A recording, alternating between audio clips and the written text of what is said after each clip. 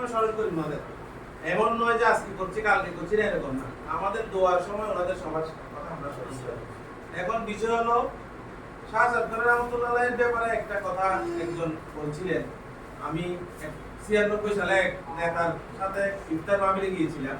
ওখানে উনি বলছেন এখন 76 জামাত হয়ে গেছে। তো আমি ওনাকে বলছিলাম আপনাকে যখন ফাঁসির মঞ্চ থেকে শাহ সরকার রহমতুল্লাহ সুরাই ছিলেন তখন কি উনি আওয়ামী লীগ ছিলেন?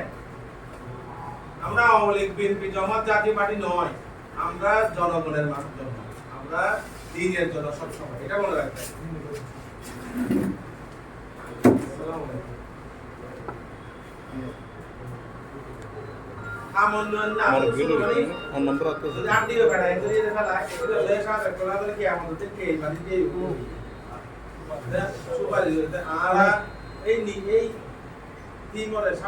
আমিন করে দিয়েছি সম্মান করে অসম্মান করে কি আমি মন খারাপ করে দিকে আর বিরুদ্ধে